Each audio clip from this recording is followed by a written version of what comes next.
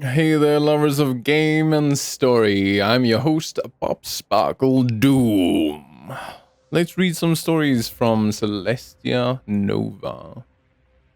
Something I was thinking of doing and adding to this whole reading thing is allowing people to add some genre bends for the last stories that I read. So, genre bend would be. So, okay, let's start with this. I'm reading sci fi stories today. The genre bends that I've included was romance, comedy, um, what was it? Detective? I think that one was kind of like a detective one, and yeah, you'll just have to see what the rest are like. And we're gonna jump right into it. Let's start with shadows beneath the hollow lights. I never imagined I'd be stalking corridors within the Celestia Nova's most secure government facility. But here I was, badge in hand, assigned to unravel the odd disappearance of one Council of Eight representative. My name is Granger Mills, investigator first class.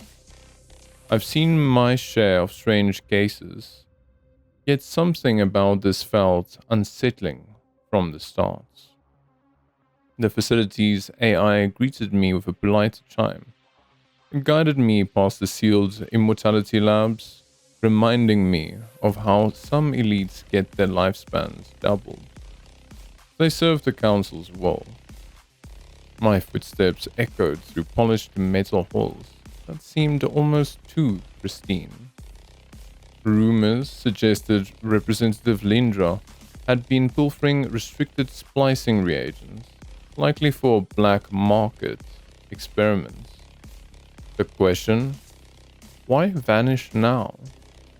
She was next in line to step down in 3 days, replaced by a new member as per council rotation. Even the privilege of near immortality didn't make sense as a motive. She had decades left to serve if she chose. I checked the vacant office, a sterile arrangement of desks of hollow screens. On the largest screen, I found a single highlighted file, Jupiter Ruin Anomalies. My pulse quickened. Jupiter was where we first encountered advanced alien technology, the same place we uncovered the near FTL secrets. Why would Lindra be researching anomalies there? Moments later, the overhead lighting flickered. Security drones glided across the hall, scanning me with bright blue beams. My earpiece crackled as the AI resumed guiding me. Restricted corridor. Investigator Mills, are you authorized to proceed? I provided my code, heart pounding. Something told me I was getting close. At last, I found a hidden lab. Behind a secured door stood a half-finished mech draped in cables, its design far beyond standard engineering guidelines. Next to it, a container labeled Psychic Amplifier, Hazards, glowed softly. Psychic abilities are real, but rare, typically not weaponized. Yet, here was unmistakable proof of experimentation. Then I noticed footprints leading away. I followed them to a rear exit, only to discover traces of Lindra's personal data embedded in an abandoned exosuit. She hadn't run away. She'd been taken. A faint beep from my wrist com alerted me. An unauthorized vessel had just launched into deep space. Questions swirled like solar winds in my mind. Lindra's fate, the psychic amplifier, and the hush around Jupiter's anomalies were connected, and I was determined to shed light on the shadows beneath these hollow lights. So I set up an entire world with help of ChatGPT. Basically, what I did is I said, okay, I want a sci-fi world. Ask me 20 questions that I can more or less answer yes and no. Gave me the 20 questions, went through all of those. Then I said, let's ask another 20 questions, did precisely the same thing. now and then I would add like a little bit of something to explain what I actually wanted from the AI in the sense of the world building. Then at the end, or not precisely the end, but the last 5 questions, I asked it to ask me something that I can answer in depth. And that was stuff on like the political system, which in this case is um, everything is controlled by one major political group. Now, would you say political power, but it is 8 people from different groups within that group that are the ruling um, groups, the ruling people, politicians, and they've got or leaders, let's say the ruling leaders, and they've got the ability to make the main decision. At the end of every 3 months, the one that has been seated for the longest gets pushed out and then gets replaced by a new one. And they all come from every group that is a part of the entire network within this political world.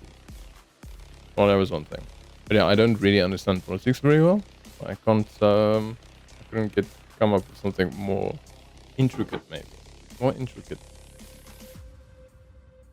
I mean, my one friend tried to explain some stuff about politics to me and how here in South Africa it works and how it works in America. I'll be honest, it kind of flew over my head a bit. It did enlighten me on a few things that I did not know about. So, here's the next one. A little slice of life. So the previous one was... It's kind of the detective one. Here's the slice of life one. Neon holograms and quiet dreams.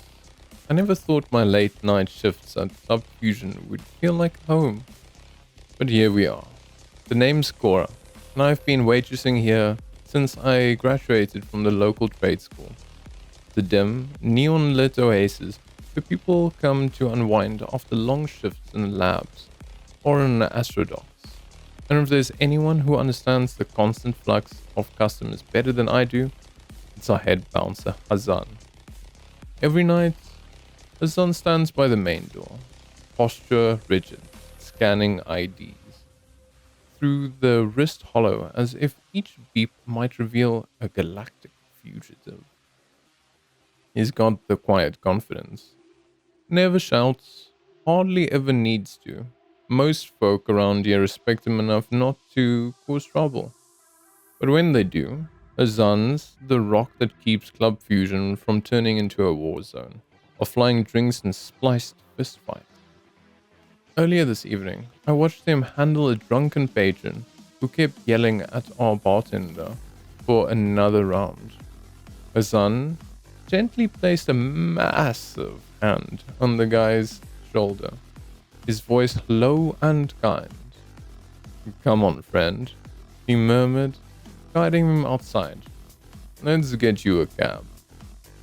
A subtle act of compassion, so routine it barely registered with most customers, but I see it every night.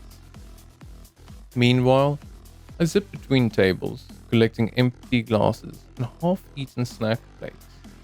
My shift only just started, but the place is already buzzing with chatter. Strobing lights cascade in blues and purples, dancing across the sleek bar top.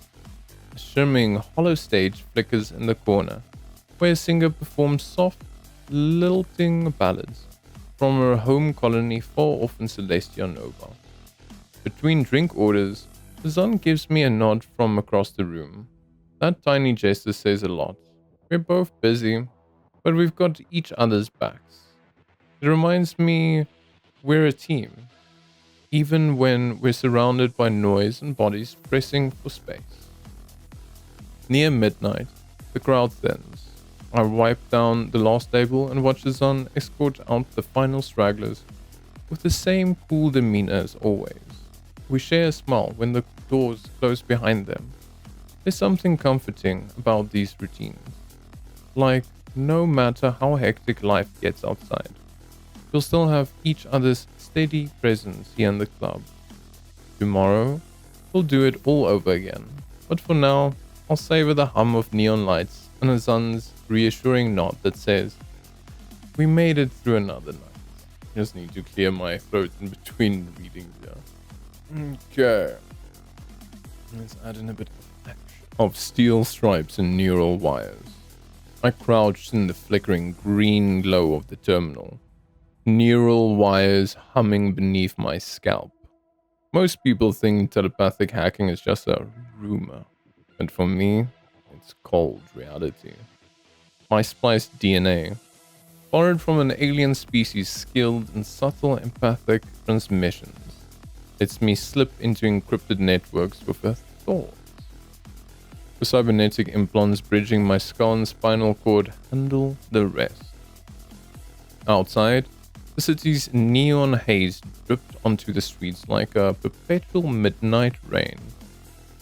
I barely had time to breathe before a scythe-shaped silhouette prowled across my peripheral vision. The intel said the Tiger unit was on high alert, but I hadn't expected one this soon.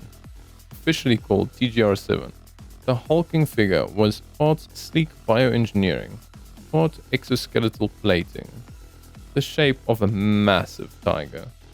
It moved with liquid grace across the rooftop. Sharp optical sensors scanned the environment, picking up heartbeats through walls. I pressed my back against the cold metal siding and pushed the spark of telepathy through my implants. My mind brushed against TGR-7's AI logic center. Tendrils of thought teased the edges of its decision matrix. For a breathless moment, I caught an echo of the subroutines, an endless string of code that measured lethal force in microseconds. Sweat beaded on my forehead. Those lines of code radiated lethal potential. The Tiger unit lunged. I rolled sideways, letting out a gasp as steel claws tore sparks from the floor. My implants whirred, letting me fling a feedback surge into its sensory array. A second's hesitation.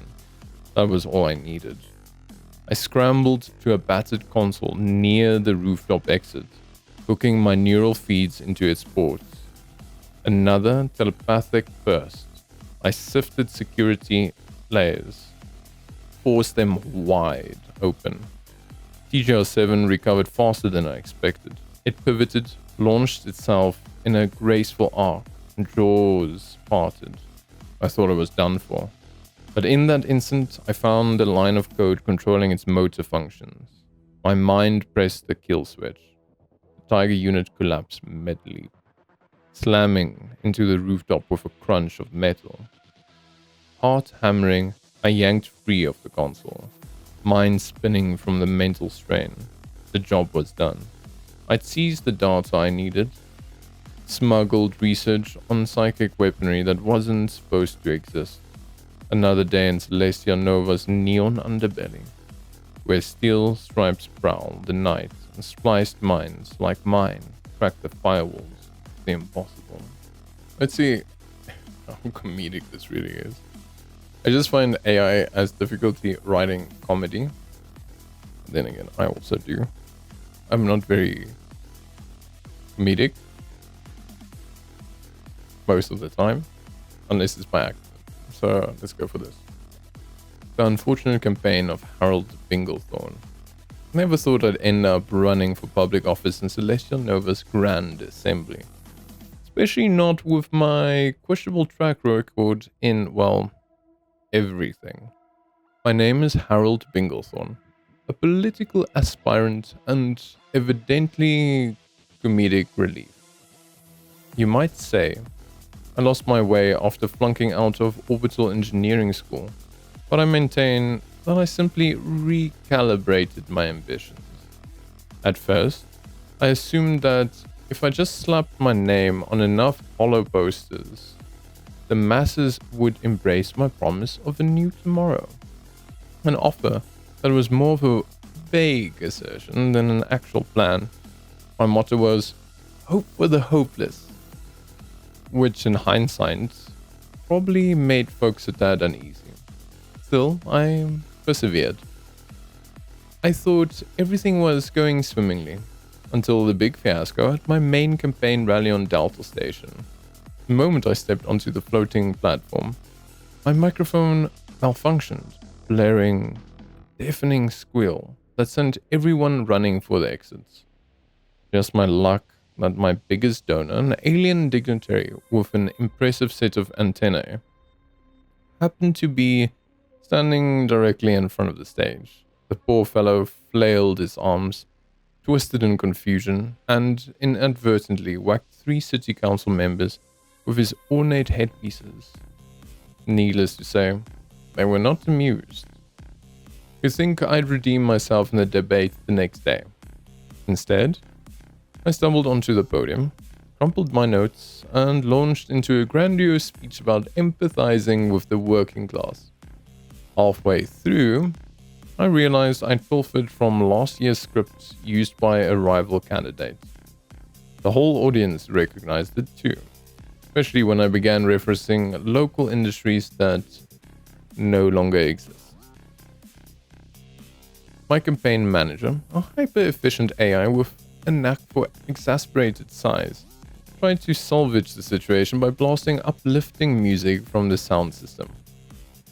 The track turned out to be a karaoke version of an ancient boy band single.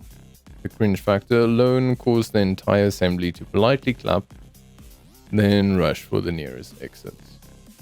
In the end, I garnered a total of 12 votes, 8 of which came from misguided bots, 2 from my mother's primary caretaker drone, and another 2 from, I suspect, a glitch in the system. But hey, at least I can say I tried. And who knows, in some corner of Celestia Nova, maybe there's a voter or two who still believe in the improbable dreams of Harold the Binglethorn and his hope for the hopeless. Starlit's confession. I never realized how much I enjoyed working the late shift at Nova Diner until I met Riev. Every Wednesday, he slipped into his usual booth, the one by the broad window overlooking the city's floating lights. He's an Azera, tall, slender, and graced with faint silver markings that branch across his temples like delicate vines. I've always found those markings beautiful, but I've never mustered the courage to say so out loud. Riev and I chat casually. Small talks about the day's happenings, snippets of local news, the gentle humor of cooking mishaps in the kitchen. We dance around our real feelings, which are as palpable as the aroma of fresh baked sweetbread fills the diner each night. Something in the way he speaks, and how his eyes linger on mine, tells me we share a mutual shyness that keeps words like, I like you, locked behind polite smiles. Tonight, the diner hums with a pleasant lull. The usual late shift crowd has thinned, leaving only Riev and a couple of customers at far tables. As I refill Riev's teacup, a flicker of electricity snaps in the neon signs out front, just enough to plunge the light into brief darkness. For a moment, I hear Riev's soft intake of breath. When the power returns, we're illuminated by the pale glow of city lights, the overhead fixtures still sputtering to life. He looks at me with those glowing silver eyes and says, almost too quietly, I was worried you'd disappear in the dark. A laugh escaped me, nervous yet relieved. I'm not going anywhere, though maybe I should warn you when the next blackout's coming. It's a feeble joke, but the warmth in his smile encourages me. He hesitates, then lightly touches my wrist. You always seem to brighten my evenings. I hope you realize that. It's silly, but my cheeks heat up. I feel the same. I manage, and then, all at once, our mutual timidity shatters. I find myself laughing breathlessly as he slides over, making room for me in the booth. He talks in hushed voices about everything. Favorite foods, dreams for the future, the intricacies of our two species learning to truly connect.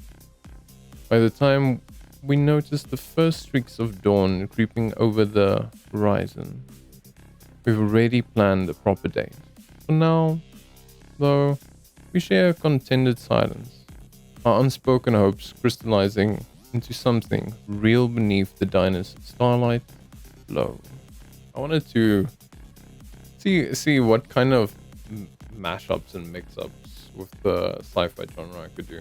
I do enjoy sci-fi myself. Well, I would say mostly in movies. I tend to be a fantasy reader myself. And I can just think, so this is done on ChatGPT 01. Just think in the future it might become a little bit more nuanced and even more interesting. We'll see how that goes. Conversations in the void.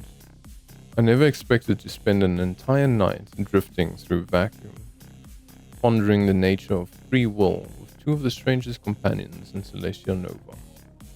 My name is Rian, navigator on the Faros, a modest exploration ship that found itself stranded on the fringes of a newly charted star system.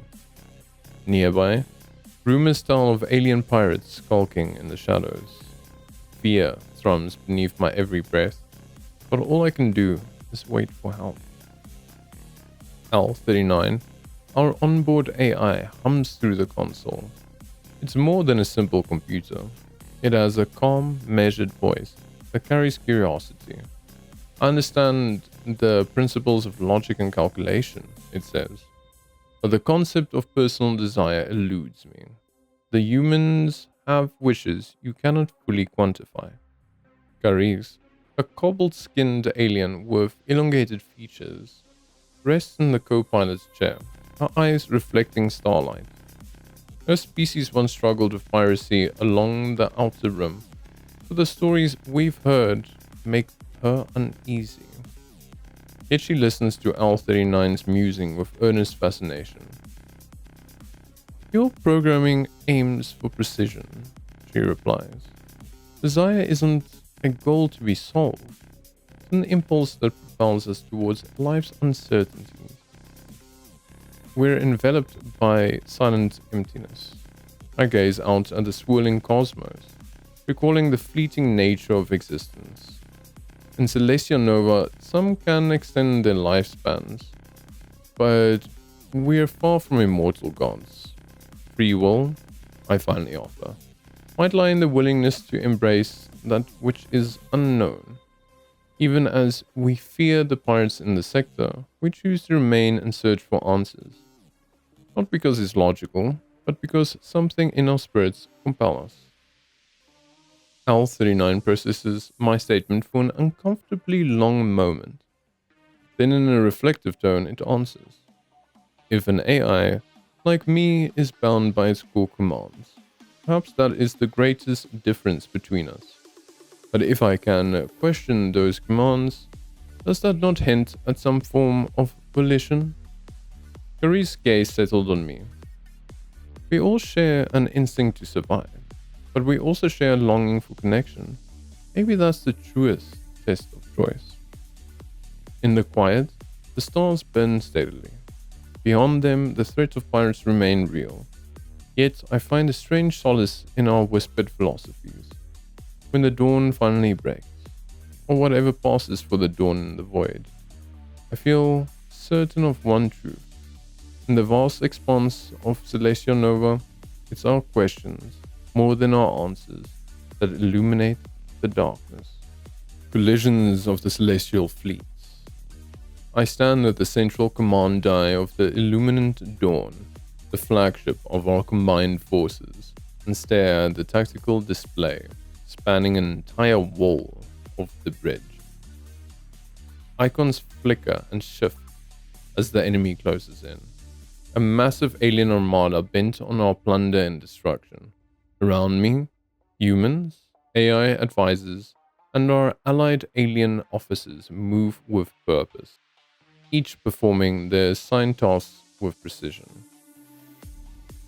Signal the forward squadrons, I order, my voice echoing across the comm. We'll engage in a pincer formation. The main fleet advances, while flank-wing lighter-than-light cruisers sweep from the starboard side. My sub-commander, a four-limbed alien tactician, conveys my command in a flurry of rapid signals. To my left, an AI officer models hundreds of possible outcomes in real time. Its holographic display shows bright arcs representing energy beams, potential evasive maneuvers, and staggering casualties if we fail. Anxiety knots in my stomach, but I cannot allow it to shake my resolve. A violent shimmer lights up the view screen. The enemy flagship hurls devastating plasma lances towards our vanguard. I watch in horror as two cruisers ignite in brilliant, terrible flares. This moment weighs on me, knowing my decisions will determine who lives or dies. Maintain formation, I shout. Do not break ranks. Reinforce with the second line. Rows of missile corvettes surge ahead, unleashing payloads that blaze across the vacuum. Explosions ripple like miniature supernovas. My comm channel erupts with frantic reports of hull breaches, hull stabilizations, and medical teams scrambling to save the wounded. Despite the chaos, our coalition presses on. Our humanoid fighters weave between alien dreadnoughts, joined by swift vessels crewed by our allied species.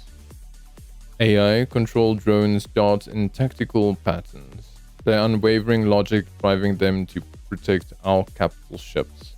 Gradually, the scales tip. The enemy formation splinters under our relentless assault.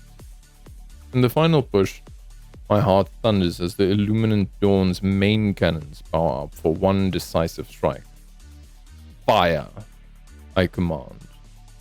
A beam of incandescent fury tears across the void, obliterating the enemy flagship. Silence follows, broken only by the faint hum of the surviving ship's engines.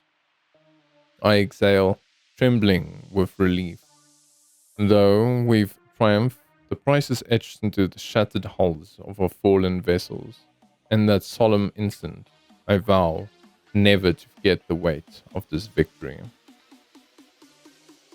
So there's this interesting thing. So obviously we can't hear things in the void of space, but we can effectively take the, what would you call it, the frequencies, which can be light frequencies or whatever other frequencies. I'm not gonna make like I'm some kind of scientist here, and then we can change them into sound, and that's how we, for instance, can listen to what the sun sounds like. So go and search that up if you're interested in finding out more about that. Obviously, we can't hear the actual sounds, but we take, let's say, like not images. I wish I had one of my scientist friends with me now to explain this a bit better. But we basically take like images of frequencies and then turn them into sounds, and some of them sounded really interesting. Yeah, so it is possible to hear things, but not really as sound. Okay, here is the last one. But remember, again, in the future, if anyone is checking this out, please come and join, and we can make some other stories together. I'll be reading them, but I'm keen to see what genres or ideas people come up with that we can put into these stories. So here's a horror one. The deep recesses of space. Okay. The shifting hunger. I awoke to the hush of metal corridors and the faint hiss of pressurized air. My skin, still slick from the thaw, pulsed with residual fluid from the cryogenic chamber. Fragments of intention and design flooded my consciousness. I am an engineered being, spliced together for a purpose I only vaguely sense. But one thing is undeniable. I must consume to survive. They caged me in the lower decks amongst the ship's working class. Yet the moment the locks disengaged, I devoured the first unfortunate soul who opened my chamber. My body absorbed his biomass, reconfiguring itself to walk upright, mimicking speech if necessary. I devoured two others in rapid succession. A tall alien with slender limbs, followed by a rotund human with trembling hands. Each time, I felt my consciousness expand, fueled by swirling proteins that shaped my flesh anew. The panic spread quickly. Overhead speakers blared frantic orders for containment. Families in upper-class suites barricaded themselves behind gilded doors, while workers fled en masse towards cramped maintenance tunnels. Security drones and heavily armed patrols now comb the corridors, seeking a menace they do not fully understand. They cannot comprehend that each meal makes me stronger, more adept at sliding beneath bulkheads or oozing through narrow vents. I hear screams echo from the distant lounge, where I left the half-absorbed husk of a passenger. Her final shrieks alert others to my presence, yet fear paralyzes them. I yearn to replicate, to split off a fragment of myself inside another unsuspecting body. If I remain hidden long enough, my spawn will fester in their tissues, metamorphosing into new iterations of me. The entire ship could become an extension of my flesh, a single roaming entity built from stolen matter. Even as I write these thoughts, in my newly formed mind, hunger grips me. My limbs crack and shift, bones pliable as clay. I take on a slimmer silhouette to slip into an air duct. The metal grate clangs behind me, and I vanish deeper into the vessel. Up ahead, I sense frantic heartbeats, adrenaline-charged pheromones. They barricade doors, whisper prayers, and clutch improvised weapons. None of that will save them, for I was made to adapt, to devour. And unless they find a way to stop me soon, this ship, its splendid tiers of class and comfort, shall become my endless banquet. And so we've come to the last and final story. So far, these stories way outperform the previous ones that I've created. They aren't having the same difficulty where the previous ones were regurgitating almost the same structure, which I am super glad is. But yeah, I would love people to come and join, and we can make stories together. That concludes our broadcast. I am your host, Pop Sparkle Doom, signing off to all my fellow residents of this beautiful planet we call Earth. Keep on shining.